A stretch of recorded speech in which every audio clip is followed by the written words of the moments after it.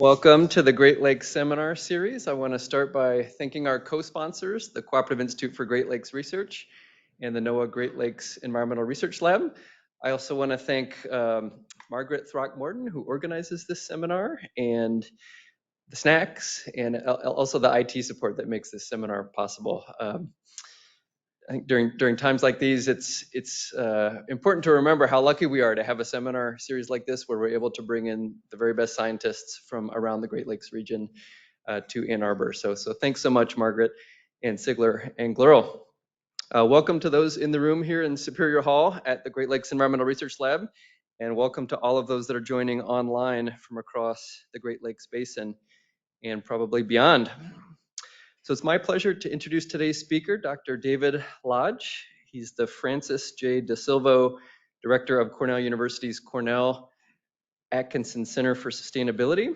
He's a faculty member in the Department of Ecology and Evolutionary Biology at Cornell University, and that follows about 30 years on the faculty at the University of Notre Dame and some time at the University of Wisconsin-Madison on the faculty there before that.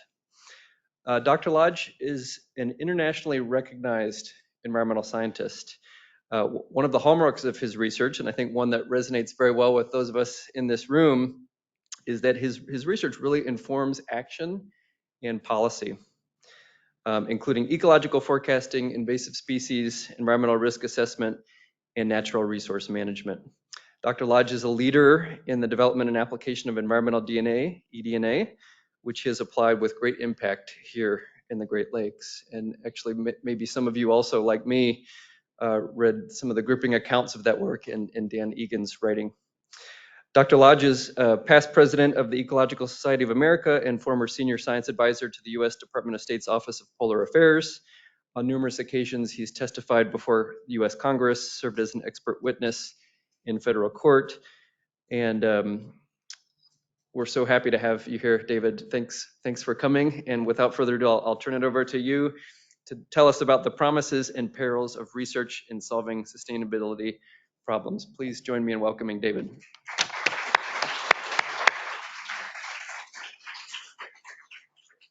Thank you, Greg. Have any of you ever written an abstract and thought of in conceptual terms about a talk you'd like to give and then regretted it later? So I'm a little bit in that category for this morning, but I hope you'll have patience, particularly with the latter parts of my talk this morning, where I want as much prompt discussion, whether it happens live here or afterwards, as much as I want to tell you what I think. So it is a pleasure, though, to be here. I've been to Glurl many times, but not in a long time. So it's great to be back here and to see some old friends and colleagues, as well as lots of faces I don't know. So thank you to Glurl and Sigler, and repeat the thanks also to Margaret. So the arrangements have been terrific, and I'm delighted to be here. So Greg mentioned that a hallmark of my research has been sort of at that interface between science and action, and I'm glad to hear him say that, because that's been a goal. It's not always easy to accomplish research that is relevant, and even if it's relevant, to have an impact. But that is the sort of overarching theme of what I want to talk to you about this morning. And first, I just want to introduce a little bit. I'm not going to say a whole lot about work at Cornell, but I do want to introduce the center that I direct at Cornell, in part because it also, the whole center's mission is very much aligned with research to impact. That is the way we think about ourselves. So the Cornell Atkinson is the research hub for sustainability at Cornell University, and equally important to connecting faculty and other researchers across disciplines within Cornell is our mission of connecting Cornell research to external partners, corporations, government agencies, NGOs. And we do that connecting internally and externally with the conviction that that is going to increase, nothing's going to guarantee, but it's going to increase the probability that our research is going to be on topics that are appropriate for driving change in the real world. And so when you look at this diagram, this is what we sort of think of as our institutional theory of change, if you will. And I want you to focus on the right-hand end of this diagram first, and that is countercultural in academia, but it's essential if we're going to really do research that has an impact. And so that right-hand end of that diagram is emphasizing, okay, what are the kinds of impacts you're after? And for simplicity and communication purposes, I often describe those impacts as being influence on public opinion, um, influencing, informing, driving corporate practices or products through commercialization of more sustainable products, or changing government policies. And there are different combinations of those, but you get the idea. You have to start with those. This is the theory of change. You have to start with thinking about what it is you want to inform or influence, and then work backwards to the left and think about what resources of financial resources and intellectual capital, faculty, graduate students, postdocs that you have that have relevant expertise, and who do you need to bring together? And what do they need? What resources in terms of money and expert staff support from Cornell Atkinson in my case do they need to generate a project like that, to co-create it with partners external to the university, and then co-execute it with partners outside the university that will be much more able than faculty alone or researchers alone, to drive new information or even a good synthesis of existing information into a change in a product or practice or government policy. So that's the organization that I run. We act like a little foundation in the context of Cornell. So last year, we awarded $5.5 million to drive that kind of research, mostly to faculty-driven projects, but also to our postdoctoral program and our graduate student awards and so forth. So that's the way we operate at Cornell. That's been if you will, or Cornell's institutional response to this recognition that, okay, if we really want to drive research to impact, we have to do things in a little different way than we typically have. And I think that message, that overall goal I hope, would resonate well with this audience here. So another way that I've come to think about this, and what I hope to both do in my own work with many collaborators and colleagues and external partners, but also what I hope that we can drive with the kinds of other projects that we fund, and I should have said on our priorities at Cornell Atkinson of climate, energy, food, and health, is to help create, at least participate in what we want to be virtuous cycles. What universities do and what government scientists do is specialize in knowledge creation and invention at the top of this diagram. And what you hope is that that is going to inform policy or management or the marketplace, which I could also have represented on this diagram and we'll come back to. And that in turn, policy often functions to set the opportunities and the constraints on the marketplace, which can motivate or drive more demand for more new knowledge and more inventions. I'm going to give you several examples in a minute, but I'll mention one to begin with that should be familiar to everybody. Early on after the Clean Air Act's passage, we started in this country a progression of mileage standards for cars to reduce air pollution, the CAFE standards. And at the first iterations and subsequent iterations, the policy proposals were uniformly reacted to by the automobile industry by saying, oh, we don't know how to do that. We can't possibly meet those standards. And what happened is that they did, and they often did ahead of time. And so we've marched forward in a virtuous cycle, if you think about this diagram spinning, with increasing demand for additional innovations that will enable us to reduce or increase mileage more for vehicles, driving air pollution down. And that's the kind of cycle that we need. But that sustainability, if you will, the financial sustainability of more sustainable products and practices and government policies requires an interaction of markets and policy and those of us that generate knowledge. That's my basic premise. Okay, so here's what's coming in the rest of my comments this morning. You can think about the first part as a bit of a pep talk for all of us. I think we can use that. It's some success stories, and I've selected just a few large scale, sort of national or global scale success stories that that wouldn't have happened without science. They're science informed policy successes. And then probably the longest part of my talk, I am going to focus on some of the work that I've been involved in with many others on environmental DNA, which is just a tool in a sense, but a tool with many potential applications for environmental management. That second part is the closest you're going to get to a standard scientific seminar. And then the third part, I will talk about the elephant in the room and pivot from there to think about what that might imply for the future of research, and the way in which we do it and the way we think about it in universities and in the government. And that's the part that is highly idiosyncratic, personal, if you will, and which I will welcome your reactions, positive or negative. Either one of those reactions will be better than no reaction, by the way. Okay, so let's start with the success stories. So if you want to think of yourself, which I think you deserve in this time as a hero, at least a little bit, let's think about some sort of science-informed science hero stories.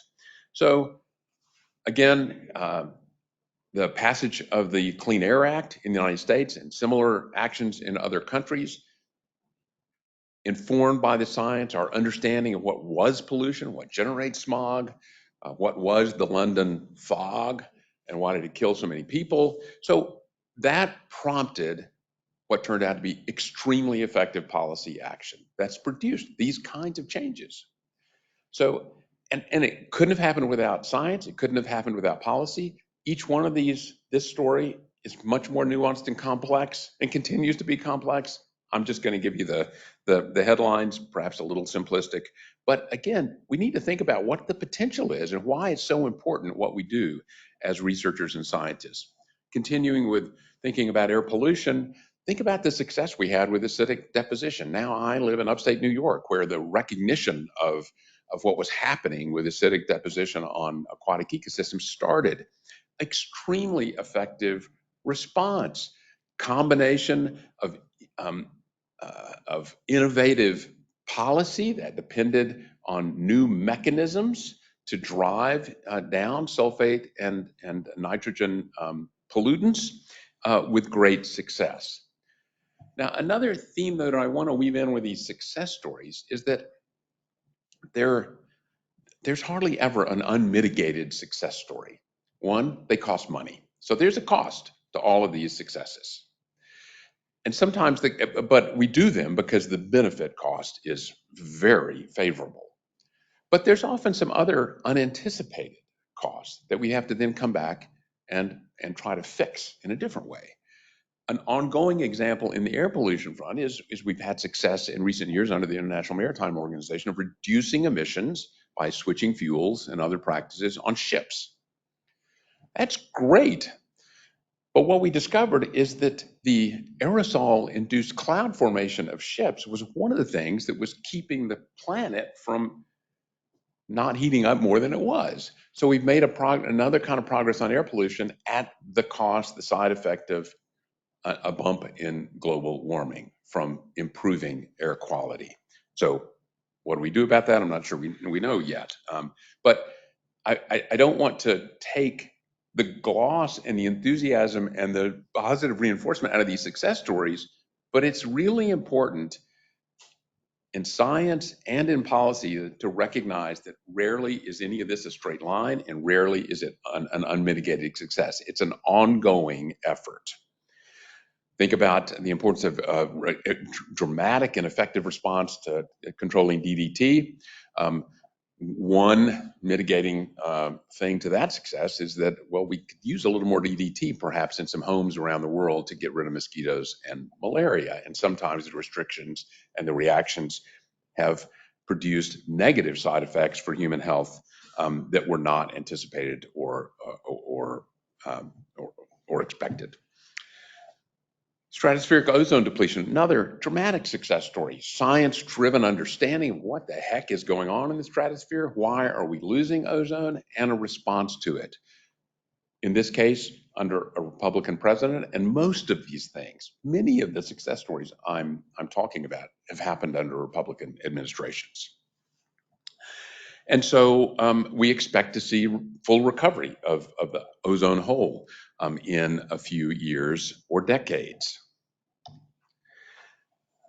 I don't have to explain these photographs to those of you in this room. Many of you have been leaders in understanding the side effects of tremendous success of increasing production per acre globally in agriculture to feed people. That is a good, but it's been mitigated negatively by the side effects of nutrient runoff, which many of you in this room are still wrestling with in Lake Erie and other places.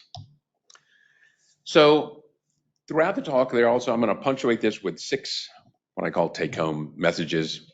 You can argue with me later about whether they're worth you taking home, but the idea is, I think we do need to keep in mind Otto von Bismarck's famous comment that politics is the art of the possible. In some ways, I would say science, that applies to science as well, and it definitely applies to the interaction of science and policy, or science and management. And part of that is recognizing what's possible depends on how other people perceive a solution. If you focus on one thing in your expertise as a scientist, it's an unmitigated success. There's a solution to this. You advocate this, it happens, but you may be goring somebody else's ox when you do that, or you may be causing one of those other negative side effects for human welfare that I mentioned with some of the examples I just provided. So we always have to have that bit of humility in thinking about what our expertise is relevant to and what we don't know and don't anticipate, and the effects that what we advocate could have on other people or other issues that when we stop to think about it, we too would recognize, oh, those other issues are also important. So we need to be solving for multiple things simultaneously. Maybe this is an unhelpful tangent, but I put that little parentheses in there about students because the atmosphere on college campuses now, and indeed in society, if our primary emotional mode these days is anger, part of that is because we're unable to see beyond what we think is the most important thing, the most important issue. And if you're not able to think about the issues with which that issue interacts and the values with which your values come into conflict, then we end up in angry stalemates rather than constructive discussions. So it's in that spirit that I would like to help foster productive discussions. Okay, so there's a few success stories, but recognizing, but we always have to be prepared for the side effects and be ready to proceed to learn more and to help others manage those side effects. So now for this second part, I want to continue with what I think is a emerging potential success story. So it's about eDNA ultimately, but I want to start with a deep context of that in science, because I think it's an instructive story about some of the other dimensions of debate that are going on right now about whether we value basic research, applied research, what is the role of research. So I'm going to get to eDNA, but let's start with Tom Brock, who's pictured looking at mushroom springs in Yellowstone National Park in the early 1960s. Brock was a bacteriologist, first at Indiana, then he was at the University of Wisconsin for a long time. He was a bacteriologist, just interested, lots of curiosity-driven research about where do bacteria live, what kinds of bacteria, and in this case, on a vacation stop in Yellowstone, he was like, how in the heck are bacteria growing in water that is always near boiling? And what are their physiological characteristics that enable them to do that? So we ended up doing lots of things which I'm not really familiar with, but one of the things he did was name and describe Thermus aquaticus. Those of you that use TAC polymerase, TAC Thermus aquaticus. That's where that polymerase comes from. The high value of that polymerase for any of us that do genetic work or that rely on collaborators that do genetic work is that it's very thermally stable because it was produced by bacteria living in this environment, which was startling to most biologists at the time that that was even possible for things to be living in that kind of environment. A few years later, well, a couple of decades later, Carrie Mullis, working at Cetus Corporation, was trying to figure out, for commercial purposes, Brock, I think it's not unfair to say, was basically a curiosity-driven scientist. Carrie Mullins, at the time, Mullis, working in Cetus Corporation, paid to produce or inform the development of commercial products, was looking for a way, how can we more efficiently multiply the number of copies of DNA that is of interest to us? And through some imaginative reverie on his drives along the California coast, he's written sort of interestingly about this. He came up with the experiments that led to the development of polymerase chain reaction that depend on this enzyme that's isolated from Thermus aquaticus. And Mullis and a colleague won the Nobel Prize, I think in early 90s, 1993 maybe. And again, any of you that work in genetics know that none of what we're doing these days would be happening without enzymes like the one derived from Thermus aquaticus. And it has led to, it made the Human Genome Project possible. It led to innumerable, and I wouldn't even begin to name them. I don't really think that much about medical advances, but I don't think any of us have to think very hard to know how dependent the Human Genome Project and many of the medical advances that we or our family members or friends have benefited from also depend or include work with that polymerase or similar polymerases. It's true for eDNA. So, which brings me to some work that some people in this room and many others have been collaborating with me and many other people on over the last 15 years or so. And environmental DNA, for those of you that are not familiar with it, is just the DNA trail that organisms leave behind them. So it's the equivalent for environmental protection of what forensic science is at a crime scene. Forensic scientists could come in here after we all leave today and identify the DNA that each of us individuals left behind. Usually, we're getting to that point with things like other organisms. But to start with, we were just saying, can we tell whether that species was there? And that was what we did with the big-headed carps, then known as Asian carps, in the Chicago River watershed. So we couldn't have done that work without PCR. I gave you the long history of that combined that basic and applied research interest in both the universities and the private sector, and benefited from government funding. Tom Brock's, all his research was government funded. So I think one point I'm trying to make there is, in today's climate, one of the things we've seen, and it's not new, William Proxmire did this for many years as a Democratic senator from Wisconsin and giving his Golden Fleece Awards, but now we've got a new version. How can we make fun of science? And how can we make arcane, admittedly abstruse, jargon-filled titles of papers and projects seem to be ridiculous and not worthy of government support? It's not hard for us to do. Just look at some of the titles on your CV, and you understand how this works. So research is easy to make fun of. It would be easy to go back and make fun of what Tom Brock was doing if you have no sort of understanding or sympathy of science. But as the applications of PCR illustrate, it's also really hard to live without. And so that's a message that I think all of us can help deliver. That message is not going to carry the day in any singular way, but it is an important message. I also, this may be a little bit of a tangent too, but this picture I took from the illustration of some news coverage of a study which showed that young white males are, this is I know going to be big news to everyone, young white males are more arrogant than other students in science classes, in university classes. Um, yeah, I think I want to use that sort of as a metaphor for scientists in general. It's worth pointing out some gender differences and thinking about how we might manage those better. But I also think we have a problem as scientists, because I'm saying a lot of things with a broad brush here this morning, but arrogance and the way that we can communicate and come across doesn't help our case about the importance of us to society. And there's also, to drill down a little bit more and use that same sort of idea in a different way in the universities, and I would argue in government, basic research is often put on a pinnacle and applied research looked down on. And that is very unhelpful for the usefulness of science to society.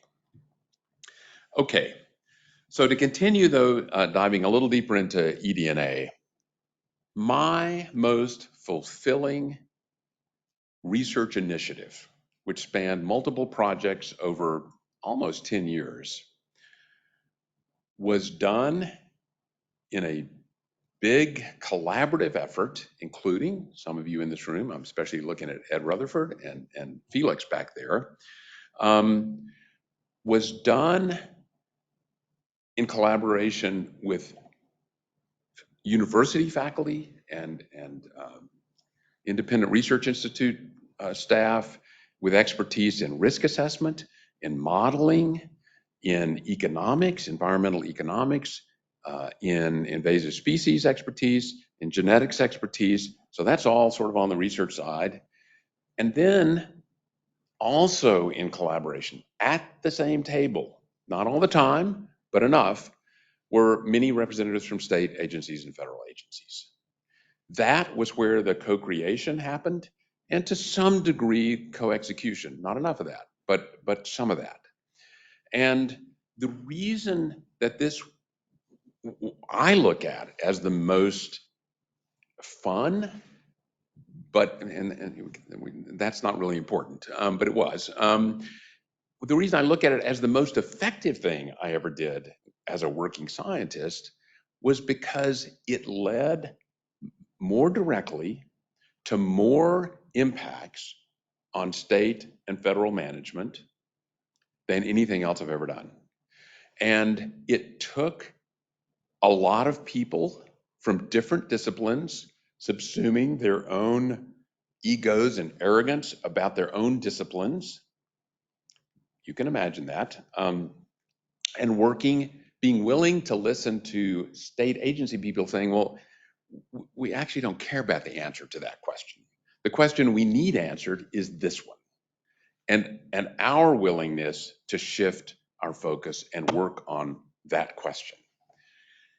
It also, so in this, you can tell by, well, you probably can't read the list of authors there, but there's a whole bunch of authors from all those places I just mentioned. And the way that we organized this is illustrated in this diagram. This would not have been possible if we'd been NSF funded, because NSF doesn't do this. And they still don't do this, even though they're moving in this direction. It was only possible because NOAA was willing to let us use some of our funding to support staff, to be the glue and the communicators to make all this work, so that every scientist involved could do what they do best, focus on their research and trying to figure out how to talk and collaborate to other scientists from other disciplines, while we could pay some other people to help us coordinate and manage, which was essential for this to work. And we didn't do enough of any of this. But it wouldn't have been possible at all without NOAA's willingness to do this. EPA, through the GLRI, was the other funder of this set of projects over a number of years, but NOAA was the agency that saw the importance, and this was Felix, of having that coordination. So we need more of that in the future. We've needed it for decades, and just invite you to think about how we might get there more in the future. Okay, so we started out at the invitation of the Army Corps of Engineers. That invitation turned into something else later, but that's another different conversation, with a simple question. Where is the leading edge of those Asian carps? Where are they in the Chicago area canal? How far, how close have they gotten to Lake Michigan? Now, so I would say, just to sort of, I just wrote a retrospective from my perspective on this last year, and I think it illustrates two sides of the same coin. One, the institutionalization of eDNA by the Fish and Wildlife Service, which continues to monitor big-headed carps in the Chicago area canal system with eDNA and report regularly. So there's a recognition of the value of this new surveillance and monitoring tool for biodiversity. On the other hand, when I caught up with where things are now, on this little map here in my retrospective, there are 4 red fish there. Those are 4 fish that have been caught, not by eDNA, but with nets, fish in hand, above the electric barrier. And I would say, from my perspective and looking forward to where I think how we should be using the potential of eDNA, we're still not trusting eDNA enough to make decisions on the basis of those results. Now, we can talk more about under what circumstances and for what use cases maybe eDNA alone is worthy of making decisions on. That's a complicated question, but I think we've got some more work to do there, and that's what I've been working with on a number of people in recent years, both on the science and the policy front. But let me just say before I get to the policy, we and many other people have been pushing, and this will continue for decades, pushing the scientific boundaries, extracting more and more information from the DNA that you extract from a water sample. In this case, we took advantage, Kara Andrus, my graduate student at Cornell, and others at Cornell, we took advantage of a 70-plus year record of freshwater fish in Oneida Lake in upstate New York. So 70 years of very intensive, regular sampling. We know what fish are in that lake. We used one episode of sampling water samples in Oneida Lake and coupled it with the ongoing regular traditional sampling, and eDNA alone recovered the most complete list of species of fish in the lake. Not a surprise to those of us that have been using eDNA. Also, I won't belabor these graphs here, but trust me, you can read I'll tell you what the bottom line is. You can read the paper. It's hard, so it's more accurate for this purpose, list of species.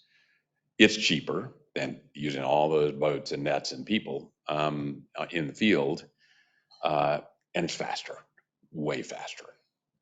So there are an increasing number of use cases where eDNA, I would argue, merits much more reliance than sticking with traditional tools. There are many other cases where it's going to be a good complement, but one of the things we did here was also look at all the costs.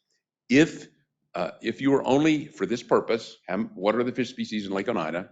If you were limited to using one tool to get the best answer, eDNA, hands down. If you want to get the absolute most complete list, given all those different curves are for different gears, you'd use eDNA and a seine. Those would be the only tools and that'd be the most cost-effective way to get the most complete list.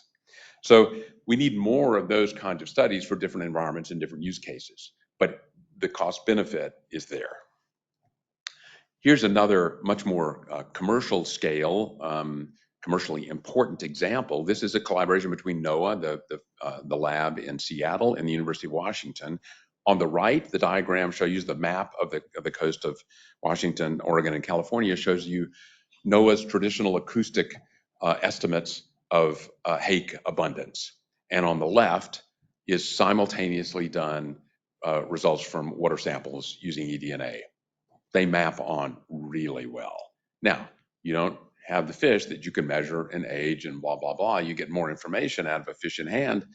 But if you want quicker, dare I say, efficient in these days, then, and thinking about particular purposes, then you're going to want to put more effort into eDNA. And this is the kind of thing just impossible to do without eDNA. This is a result of a very big collaborative project that I led with NSF funding in this case, where we sampled water from ports around the world and discovered that, yes, we can reconstruct better than any other method and much more quicker and cheaper the redistribution of species by shipping. So we also simultaneously modeled, well, we had data and we modeled different ways in which the shipping network leads to invasions. And eDNA allowed us to take this sort of more or less global sample, distinguish between models of how the shipping invasion process works, and reconstruct in a way that no other method could in a short time where a bunch of marine species are that nobody knew about. So tremendous advance in the eDNA research over the years. I'll just leave that at that. And it's thousands of laboratories across the world now in research and in government, in universities and in government. This led many of us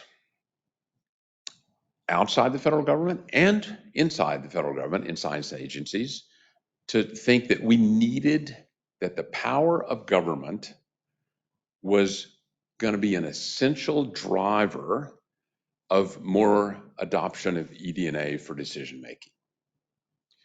So the theory of the case here is, the theory of change in this line of work is, we need the private sector to be providing more goods and services for eDNA.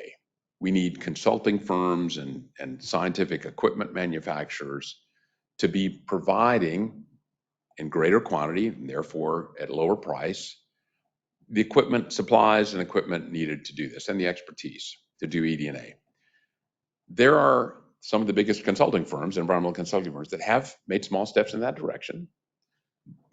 But in talking to them, they say, well, we're not going to invest more in this because it's not clear to us what the demand is going to be. And until the federal government says, we will accept eDNA as part of a permitting review or other sorts of biological assessments under NEPA, or in the Fish and Wildlife Service case, ESA, until we know that eDNA is going to be an accepted sort of evidence for those regulatory decisions, we're not going to invest.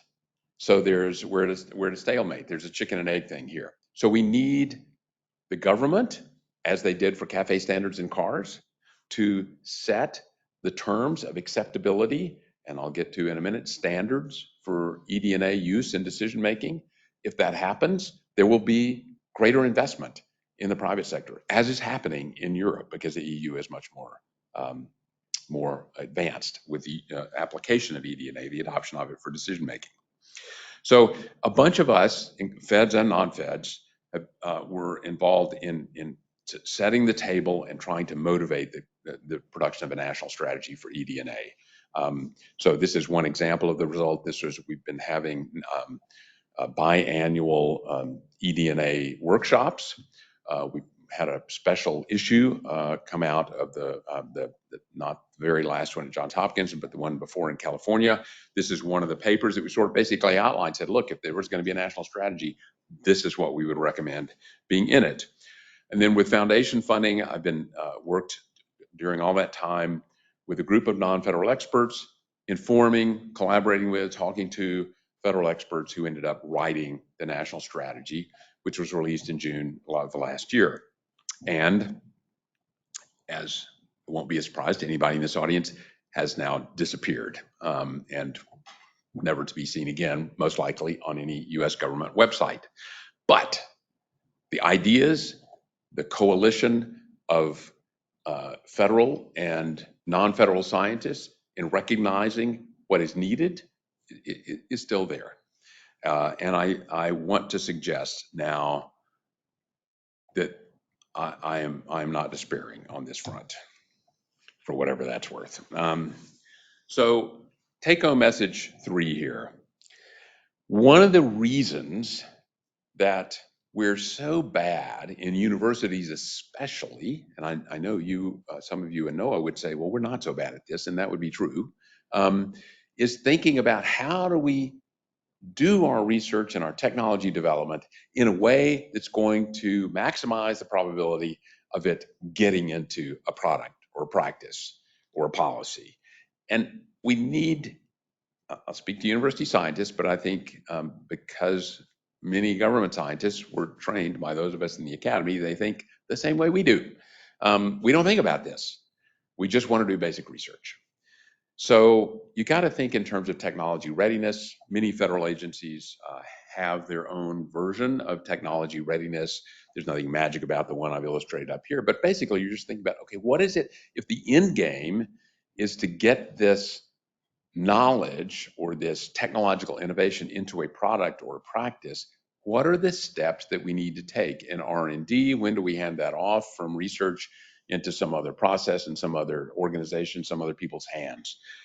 We need more of that kind of thinking in universities, and I would also argue, but certainly willing for your pushback, also we need more of that in federal agency scientists.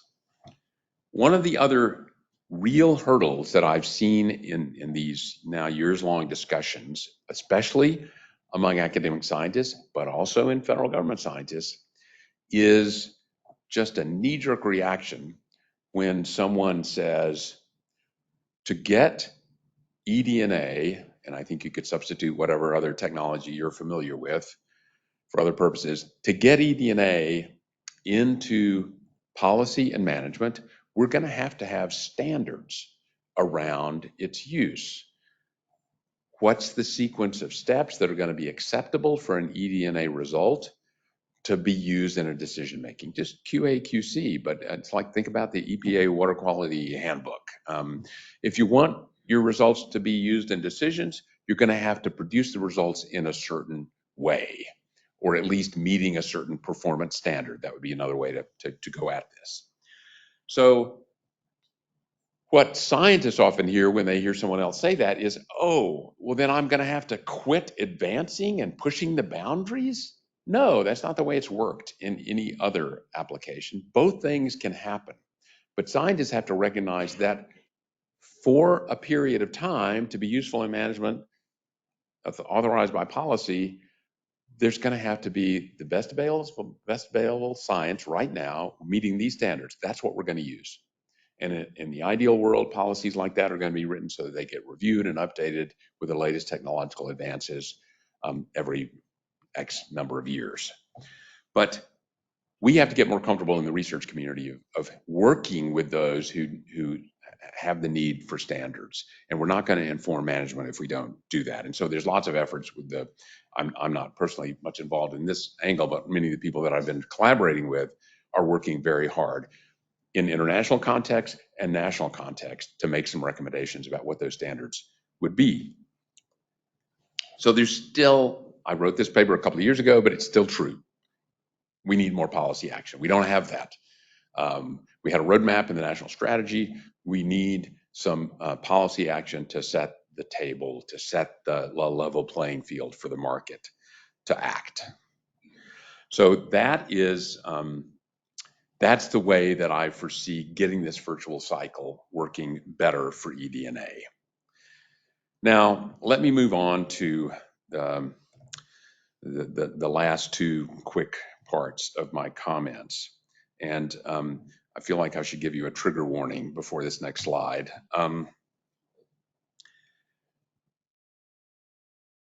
I didn't want to come here and give a standard scientific talk because we're not in standard times. There is so much change going on in the federal government, which some of you are a part of, and by the federal government that is going to have huge impacts on universities, that we can't ignore that. And I think I don't, so many of you who are federal employees are sort of on the front lines of being traumatized by some of this change that is happening, even if one agrees with some of the premises about what goals might be. The methods are painful. Let's just say that. I think anyone could agree with that. Um, but so I don't want to, in what I'm about to say, trivialize that pain, the uncertainty, which no one likes. I don't want to trivialize any of that. I want to acknowledge that. But I also think that, as Bob Dylan said, the times are a changing, and I would add, and I don't think it's reasonable to expect that we're going to return to where we were. I don't think any of us know what the future is going to look like. There's all sorts of these changes that may or may not survive the courts or public opinion or the next congressional by-election or whatever. We don't know any of that. But I would make the prediction that we're not going to go back to normal and that there are some underlying issues that have resulted in some of the political environment that we're in, and that it doesn't do us any good to bury our heads in the sand, and it doesn't do us any good to say we just haven't communicated our values more strongly enough. Yes, that's true. But that doesn't get at some of the root causes of where we are in the political division that we're in. So without trivializing or acknowledging the current moments of pain for many of us and more to come, I want to suggest that it's never too early to start thinking about, well, where would we like this to end up? If we, as scientists in academia and federal government, have any influence in where some new imagined steady state, or at least steadier state in the future, what would that look like? We need, and I don't have the answers. I'm going to mostly give you some more diagnosis, but not much. But I think it's important for us to shift as soon as we can, and it's going to be different for different ones of us because we're experiencing this differently. Is we have to find where the opportunities are in this moment of change, of great change. And so I think no matter where on the spectrum of these changes become permanent, it's going to imply some pretty radical changes in the way that universities work, their financial models. And I think it's worth thinking about what the goals, what are the societal contributions, and are we meeting them, and how can we meet them better? And I think the same thing applies to government research. So that's the premise, that it's worth thinking about, okay, what are these reactions about?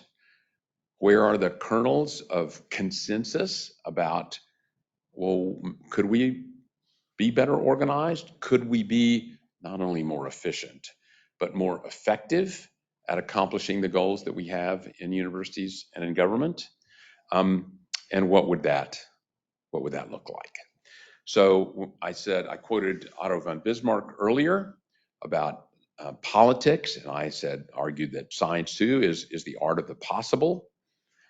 And I think one of the roles of science in policymaking, in the past and in the future, if we are acting with integrity and creativity and imagination and hard work, is we need to expand what the realm of possibility is for decision makers. So in the normal course of events in the past, at least if you subscribe to sort of an honest broker model of the science policy interface, which I do, it's not about constraining choices of policymakers. It's about explaining what different choices would lead to. What is the relevant information? What are the options to get to goal X or goal Y. And as I've said earlier, it requires thinking about all these things as a system, from the scientific input on the R&D side, and the developing the research into products or practices. That requires government policy, sometimes financial support, often just establishing a playing field for how the markets can work to make solutions sustainable. So that's the context that I think about this is okay, so this is the final set of comments. What's the future? And and I realize I've gone on longer than I wanted to, so I'm going to try to just set the stage for conversation here, because I really did want time for reactions. The incentives and professional advancement criteria for university faculty do not produce behaviors that have sort of the society in mind. I could say more about that if you want, but I doubt I have to explain much of that. I've got some bullet points there. We are trained and we are rewarded for being the best in the deepest hole of intellectual knowledge that we can define. And there are strengths and value in that, but not operating alone. And universities have been and should remain, in my view, the sources of basic research and new knowledge and innovation. But universities have to carve out more of their mission that is not just open to, but encouraging of more applied research and moving research into practice. Even when NSF tries to do this, and there have been sort of movements in my 40 plus year career now, there have been various little incremental movements in that direction. The problem is that it's the same people who keep reviewing proposals at NSF. It's us. So you expect a different result with the same people reviewing who've been trained in the same way. That's not going to happen. So that's why NOAA was the organization that funded what I think has been the most important work that I've done in my career. So, and there are ways we can get over. My organization at Cornell is one way we can get over this problem number 4, but it's just it's too small still. And we need that magnified 10 times in every major university. And there's the final thing in universities, and I think this often applies to government to science agencies too. If you don't have a PhD, you ain't much. I used to be in a well, when I lived in South Bend, I was around a lot of Dutch people, and they're wonderful. God, some of my best friends are Dutch. I'm looking at one over here, maybe. But there was a phrase: "If you ain't Dutch, you ain't much." In the university, it's if you ain't a PhD, you ain't much, and that is so destructive to the different kinds of expertise that we need to solve problems. So in my organization, Cornell Atkinson, we built a team of what we call the strategic partnerships team. These are people who come from other sectors of the world outside the academy and bring the kind of expertise we need if we're going to move research into impact. Okay, so universities privilege, I've already said this, I'll just flip through this. Universities privilege basic research, depending on, you can look at all these diagrams and I've already said enough about them. We need more, if you like the upper left diagram, we need more use-inspired research. If you look at the upper right diagram, we need more transdisciplinary research, or whatever the buzzwords of the day are in the academy. And we need to think about how do we move research into practice, like technology readiness. Okay, so I think we're making some progress on that in universities. I'll end though with, so I've made some comments about the realm that I know the best, universities. I think some of these same things apply in the US government science agencies. And so how do you fix that if you agree that that's a problem? I'll just leave that as an open question. And the final take home is, I think we have to really wrestle with the structural problems, the institutional organization impediments that we have to accomplishing our stated missions in universities and the US government agencies.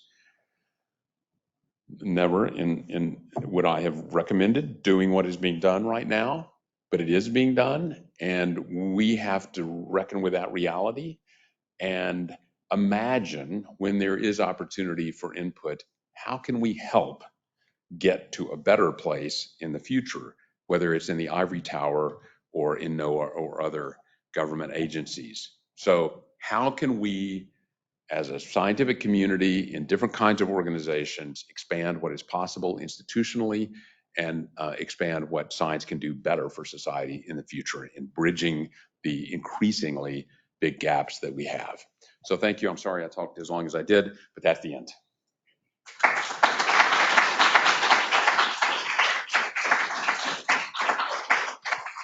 And I know this is supposed to end at 1. I'm happy to stay here, but I know many of you will have places you got to go. Okay, thank you so much, David, for that stimulating talk. We do have a few minutes for questions. We welcome them from in the room here as well as online. I think online you can type those in, and Margaret will keep an eye out. If you're in the room, just raise your hand, please. Jesse.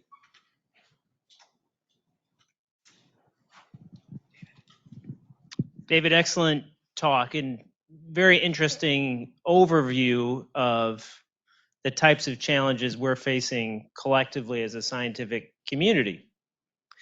So one of the things I think we can all observe in terms of societal changes in general, which are reflected maybe in politics, but there's a lot of things that drive politics versus the other way around, is there's a lot of competition for sources of information. A lot of things are available online that may or may not be based in the realm of science. There's I think trends in anti-intellectualism in the country. So I guess my question is, from your perspective, based upon your experience, how can we engage as scientists to advocate for science-driven decision-making, evidence-based decision-making based upon some of your experiences? We're not all on White House level committees. How can we do this in our day-to-day experiences? If I'm going to challenge you a little bit with this question. Yeah, this is the risk of giving a talk that is painted with a really broad brush on a big topic. It frees you to ask me really broad questions. I'll answer. I mean, you really focused on it in the day-to-day, so I'll answer that. I think my experience suggests that whether you're a scientist or whether you're outside the scientific world looking at scientists with suspicion or even questions, is that what is increasingly easy to trigger is fear. And so I think when all of us react to what we hear other people doing or saying or recommending, we need to ask ourselves, why are we reacting that way? What are we afraid of? What are we afraid that view would lead to? And we need to ask ourselves that about the people we're talking to. So, and one of the underlying fears that is deeply reflected in our current political moment is that if you acknowledge problems that those of us in jargon speak would, one category be market failures, then you are going to logically and inevitably be led to, well, there's a need for government regulation. And if your basic fear in life is that there's too much government and I don't want the government telling me one more thing I can't do, then you need to reckon, and there is, that's not, I'm not, in saying what I just said, I'm not making fun. Believe me, after living in New York for a decade, I share some of that. I see there's not a lot of humor in this room, and I understand that. Yeah, thank you, Felix. You have to, we all come at things with our fears, and we like to think, especially when we're scientists, that we're reacting rationally. Well, you talk to your fellow faculty at University of Michigan and think that you're going to enter a conversation about any of the hot button issues of the day and that you're just going to get a passionless, emotionless reaction. It doesn't happen because we also react emotionally, and often it's fear. Fear is the thing that holds us back from really meeting people where they are. So Felix. No, I follow that with the experience that I had when I was participating in the project. We they invited us to participate in a meeting of the advisory committee for the Chicago area waterway system. And there was a panel there. They were explaining about what the options were to deal with the Asian carp. They're recommending the Brandon Lock project. Say, oh yeah, we're gonna set up this lock, and we're gonna park a barge there, and we're gonna treat it, and we're gonna prevent the carp from moving up from that point on. And the representative from the barge association sort of raised her hand. It's like, well, I'm uncomfortable with that. And the scientist that was in the front visibly got upset and was treating this person like, there you go, you're just rejecting. And I was sitting there saying like, Was that me? no, it wasn't you. And what the person wasn't understanding is that the barge association person saying like, well, if you're gonna park my barge there, how long is it gonna be sitting there? Because every minute that it sits there is costing me money. And I think the failure that and this is what we're trying to avoid in our programs, is like to get the scientists to talk to the people that we're trying to serve and get from them, what are your needs? What are the things? How can we help? And I think that breaches that sort of disconnect, so that people then feel, okay, well, they're here to really, really help rather than to tell me what to do. Perfect example, project in Hawaii. One of my PIs there, they were looking at the impacts of runoff on Mauna Lua Bay. They invited, fishermen to explain to them what they're trying to do. And when the fishermen got there, they were all up in arms. They're going to tell us that we can't fish. The PI from NOAA Fisheries stood up, said, like, thank you for coming. The first thing I want to say, I'm not here to tell you not to fish, because even if I told you that, there's no fish to fish anyway. What we're here is we want to hear from you. We want to tell you what we're doing so that in the future, there'll be fish to fish. So that's the type of, interactions and the way of frame of mind. And I'm glad because you touched on that, is to, talk to people and sort of bridge that uh, divide so that what we do is not seen as something nefarious or it working against the public. Is to help, which is what we're truly intend to.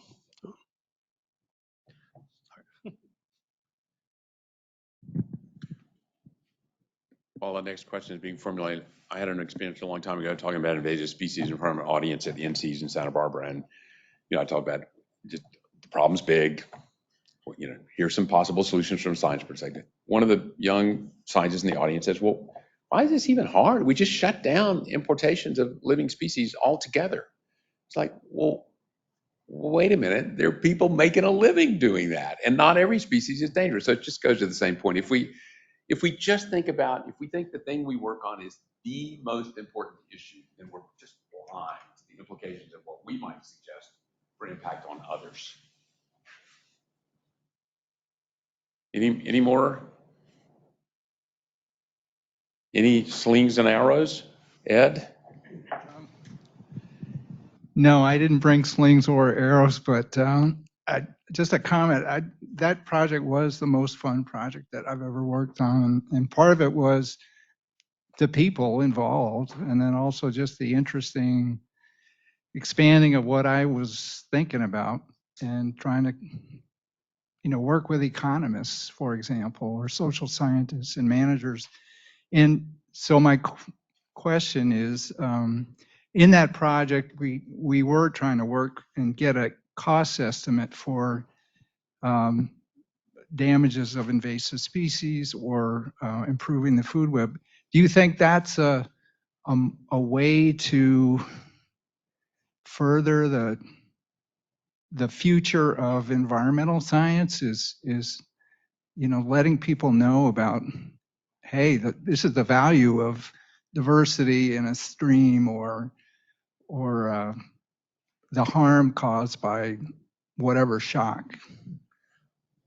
I do, and that's why we did that project. That's why, and I was talking to, I don't know whether Casey's in the room, but I was talking to Casey this morning about how I got started collaborating with economists was in a federal advisory council where I went, and I was one of those arrogant young white male scientist who thought I knew everything about invasive species. And every question that was asked by people from state government and industry were questions about, okay, yeah, we get this is a big problem. Okay, what's the toolbox? What are the tools in it? How much does it cost to do something about it? What would we gain in economic benefit from that? And I was like, I have no idea. And nobody else in the academy who's studying invasive species had any idea, because those are not the questions we're asking. So that experience caused me to completely change my research, and it led eventually that project we worked on together, that set of projects. So I think it's essential that and environmental economics has changed many of these conversations about environmental issues, from air pollution, social cost of carbon, for example.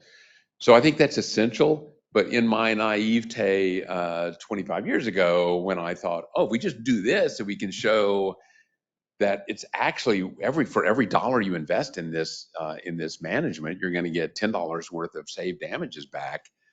That I thought, oh, well, that'll carry the day. Then obviously the policymakers will change the policy. Well, that doesn't work either. That's not sufficient, but I think it is necessary.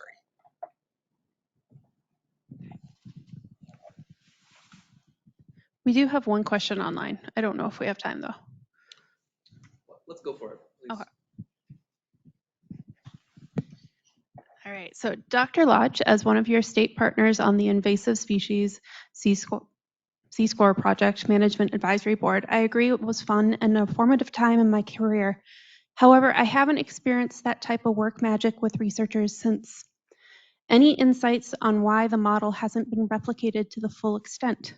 What's the missing ingredient? A willingness of agencies to embrace it, or funders. It doesn't have to be agencies. I will say, perhaps revealing too much of my university pointy-headed academic side, that's one of the least cited papers, that paper that I put up there on the screen to illustrate that project. Nobody reads it. Nobody reads it because we're in a culture that doesn't value it. And that's reflected in the agency's priorities as well. So for that to happen, agencies have to realize the value of it, and they have to be willing to invest not just in the usual support of the scientists involved, but support for the other partners involved, travel and coordination and communication for those state partners and everyone else involved. And so I don't know what to say. I feel that's a defeat, that it doesn't happen more.